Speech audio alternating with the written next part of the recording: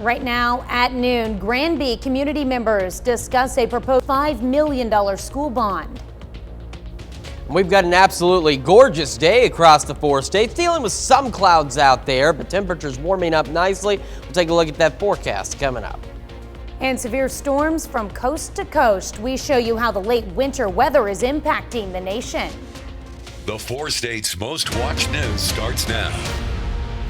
A Southwest Missouri school district proposes a bond issue to build both a new gymnasium and a junior high wing at the high school. This is KOAM News at Noon.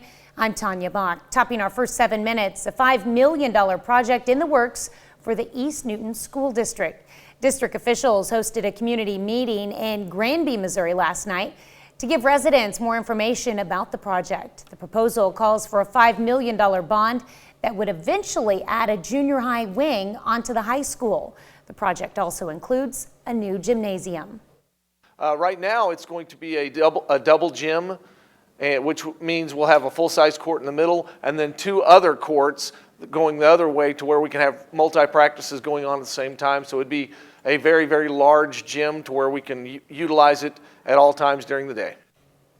Now the gym is phase 1. In 5 or 6 years, phase 2 would add junior high classrooms and a cafeteria to the campus. The bond would be paid for with a property tax hike.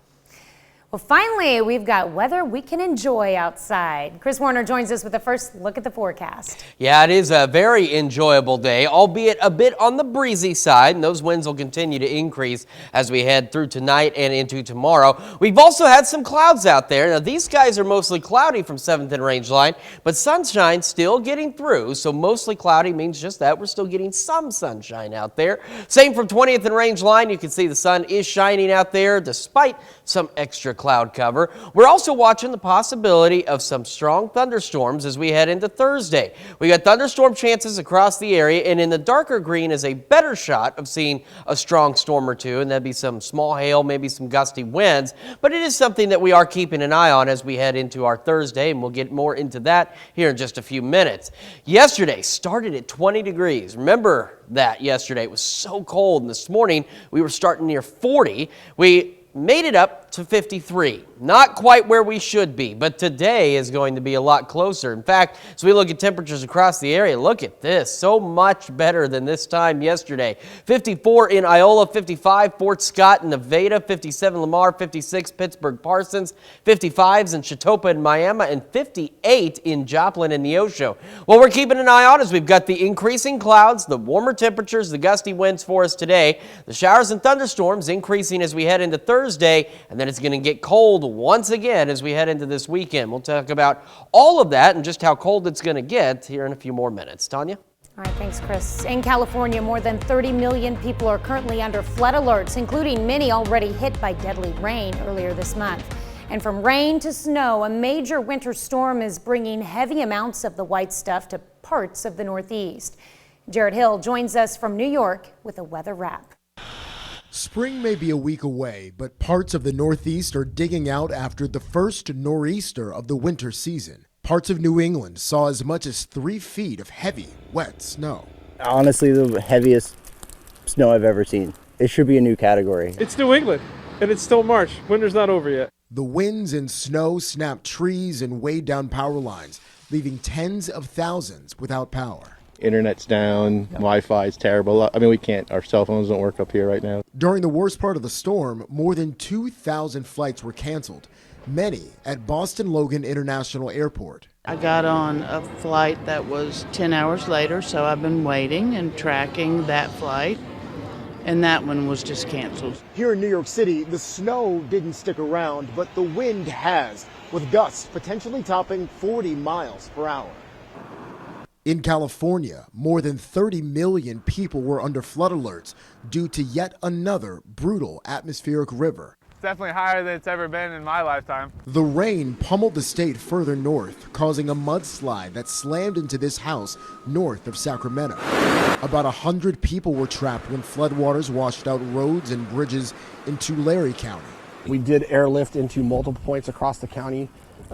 Emergency food rations and water. While the West deals with the aftermath of its 11th atmospheric river of the season, the system heads east, leading to potentially severe storms across the south later this week. Jared Hill, CBS News. The nor'easter is expected to taper off in the northeast later today. The ongoing winter weather is affecting air travel today in the U.S., with a few hundred flights already delayed or canceled. More fallout from the failure of two major U.S. banks. The Department of Justice has opened an inquiry into what went wrong at Silicon Valley Bank. The probe is in its early stages. The Wall Street Journal reports stock sales last month from the bank's former CEO and CFO will be examined.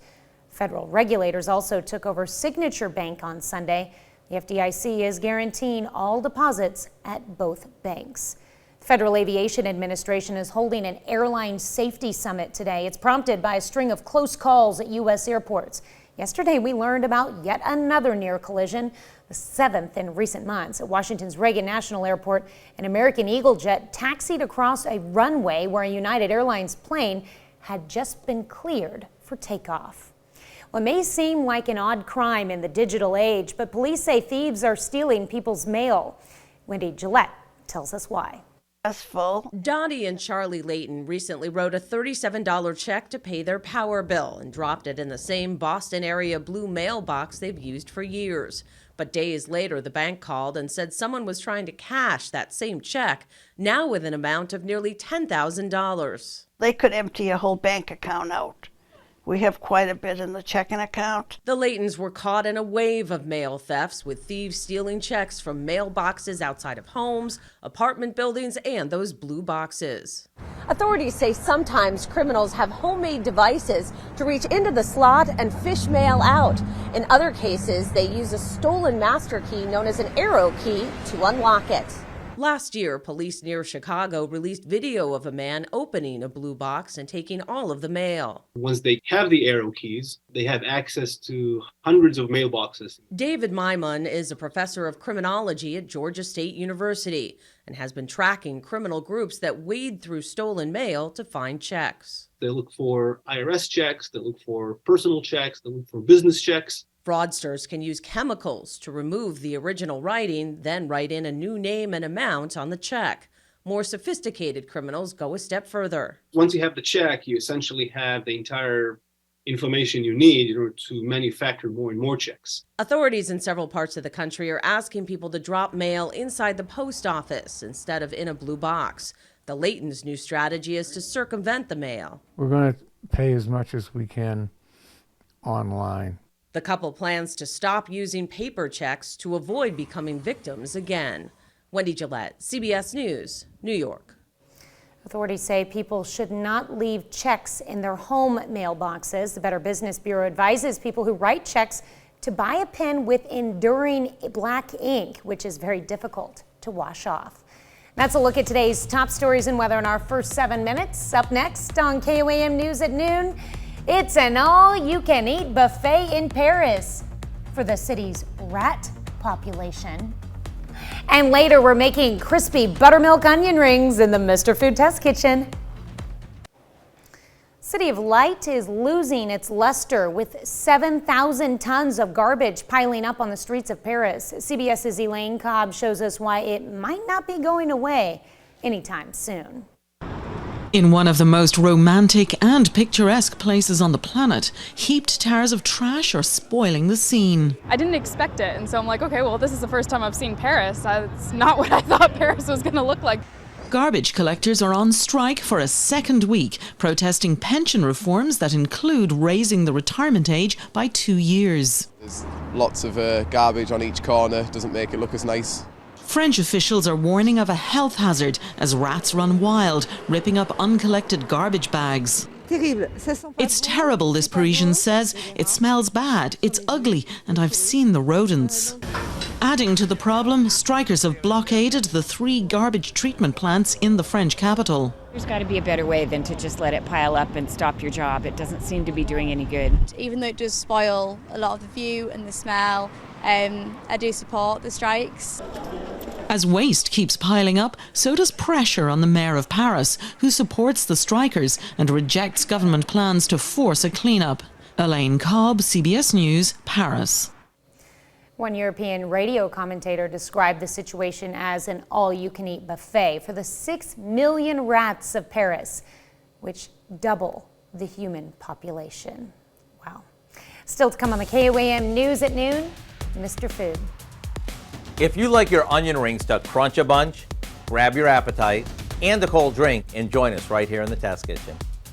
But first, we've got some thunderstorm chances. We're still tracking for tomorrow, and it's going to get cold again. We'll take a look at that full forecast when we come back. Welcome back. We've got ourselves an absolutely gorgeous day out there. As I mentioned, it's a bit on the breezy side, but we are much warmer. But we're also watching those storm chances as we head into our Thursday. So here's a look at the latest thinking on these storms. We're looking at the possibility of not just thunderstorms, but we could see a strong storm or two across the area. Now, the greater chance for a couple of strong storms is in this dark green here, but they can't be ruled out as we're expecting a line of storms to roll through. And if we get any strong storms. At this point, small hail, gusty winds look to be the primary threat with these. So let's take a look at what these storms are set up to look like as we head into tomorrow. Now, tomorrow morning, we're going to start to see a few stray scattered showers across the area. Otherwise, we're mostly cloudy. We go through the morning to about noon. We continue with a few scattered showers and maybe a rumble of thunder or two. It's not until here at about 2:30 as the front actually closes in, we start to see showers and thunderstorms really get going out to the west. And here comes this complex. This is Thursday evening about 5, right across southeast Kansas and into northeast Oklahoma. This is our best chance of thunderstorms, and if we're going to see any stronger storms, this is the most likely time frame that we're going to see them. Now, this complex, though, races out of here pretty quick. By 7, it's on its way out of our area. The cold air is on its way in on the backside, and yeah, that's a fair amount of snow, even a wintry mix. Now, the good news is for us, even though we could see some snow across the area, at this point, we're not anticipating any significant impacts from this snow as we get on the backside of this cold front. So, if I can get the button to go, here we go. There we are. Now let's talk about rain totals. We are looking at, on average, roughly a ½ inch to about an inch of rain. Now the good news is, too, is at this point, southeast Kansas, which has kind of missed out on the last couple of rain events, is expected to get a little more rain. And the drought situation here has not really improved since last August. We're still dealing with extreme drought, so the more rain they can get, the better. Obviously, we don't want flash flooding kind of rain, but they do need the rain out there, and they're finally going to get some. All right, our camera, 7th and range line. We got those mostly cloudy skies. That's the emphasis on mostly. We've been seeing some sunshine. Not as much sunshine out there as there was at the start of the noon. MoDOT camera, 20th and range line. Same situation, mostly cloudy skies. Not nearly as sunny as it was about 15 minutes ago, but still shaping up to be a very nice day across the area. Already up to 58 in Joplin. But as mentioned this morning, the winds are picking up. South at 17, gusting upwards of 28 out there. And those gusts will continue to increase as we head into tonight and through our Thursday. Across the region, a little cooler up north, 54 Iola, 55 Yates Center, 56 in Parsons, 55 Chautauqua, Miami, 58 Neosho, and 59 in Carthage. And we are still going to warm just a little bit more as our highs creep into the lower 60s today. We'll have those mostly cloudy, partly cloudy skies, kind of going back and forth, breezy conditions, and still quite mild. And as we head into this evening, we see a break in the clouds briefly, then clouds continue to build in overnight until we're just plain old cloudy. We're down to 47 for our overnight low, which certainly beats the 20 from yesterday morning.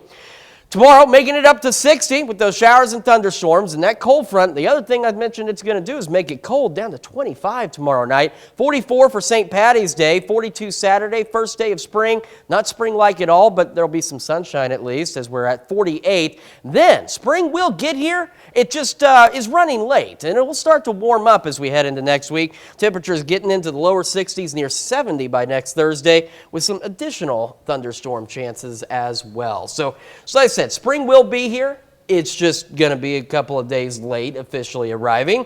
And we are watching those thunderstorm chances tomorrow, so definitely keep it here. Now the wind's going to blow in those colder temperatures. It certainly is, and it's going to be breezy even outside of any storms we see tomorrow, so just be prepared for that. All right, thanks, Chris. We'll stick around. We're making crispy buttermilk onion rings after the break. Ever wonder how restaurants make their onion rings so crispy? Well, today Howard shares their secret with his crispy buttermilk onion rings in the Mr. Food Test Kitchen. When it comes to onion rings, it seems that they're either really good or really bad, but never in between. Well, since I'm an onion ring lover, we set out to come up with a recipe that's not just really good, but one that's exceptional, especially if you love them crispy, crunchy. We started by peeling 3 to 4 large Spanish onions and cutting them into thick slices. I would say about 1/3 of an inch thick. After separating them into rings, we coat them with buttermilk and let them soak. Next, we mix together our batter, which is simply some flour, baking powder, salt, and a little cayenne pepper. To that, we add vegetable oil, a splash of lemon juice, an egg, and a bit of water.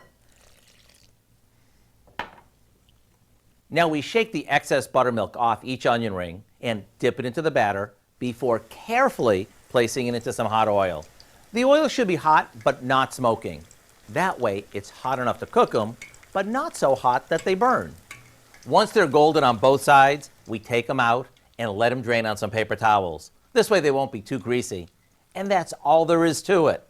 So if you like an onion ring that has lots of flavor and is so crunchy it can be heard across the room, you're gonna love these. I really do hope you'll go online and get the recipe for our crispy buttermilk onion rings, which in my opinion are a hands down winner. I'm Howard of the Mr. Food Test Kitchen, where today we found a crunchy way for you to say, ooh, it's so good. Crispy. You can find this recipe with a lot more good food from the Mr. Food Test Kitchen online. Just go to our website at KOAMnewsnow.com. Here's a look at our 4 state market prices.